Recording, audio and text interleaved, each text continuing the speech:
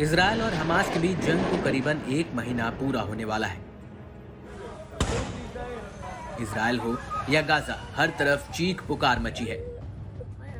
जहां America Israel को समर्थन दे रहा है, तो वहीं उत्तर कोरिया का तानाशाह नेता किम जोंग उन फिलिस्तीन को अपना समर्थन देने में जुटा है। दक्षिण कोरिया की स्पाई एजेंसी ने हैरान कर देने वाला दावा किया है। खबर है कि किम जोंग मिडिल ईस्ट में आतंकवादी समूहों को हथियार बेचेंगे। उधर रूस भी इस युद्ध में इजरायल को जिम्मेदार ठहरा रहा है। रूस ने अमेरिका को आंख दिखाते हुए लड़ाकू विमानों से लैस अपनी सबसे खतरनाक मिसाइलों को काला सागर में तैनात किया है।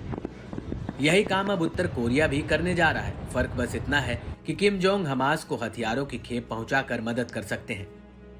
उत्तर कोरिया तो पहले ही अपने परमाणु कार्यक्रम के कारण संयुक्त राष्ट्र के प्रतिबंधों का सामना कर रहा है। वहीं अब हमास को समर्थन देकर यह अमेरिका के विपक्ष में भी शामिल हो गया है।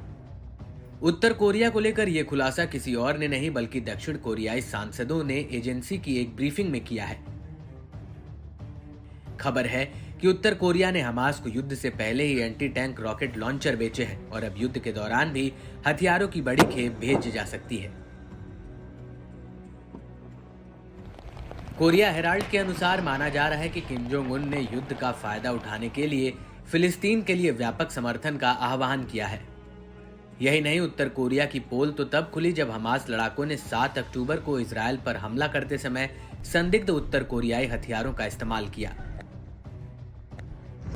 कहा जा रहा है कि हमास ने उत्तर कोरियाई F-7 रॉकेट प्रोपेल्ड ग्रेनेड का इस्तेमाल किया था, जो कंधे से दागा जाने वाला एक हथियार है जिसे लड़ाकू आमतौर पर बख्तरबंद वाहनों के खिलाफ इस्तेमाल करते हैं।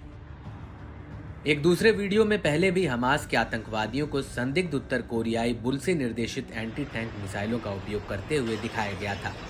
दूसरी ओर उत्तर कोरिया ने हमास द्वारा अपने हथियारों का इस्तेमाल करने के दावों को खारिज कर दावा किया कि यह अमेरिका द्वारा रचित एक आधारहीन और फर्जी अफवाह है।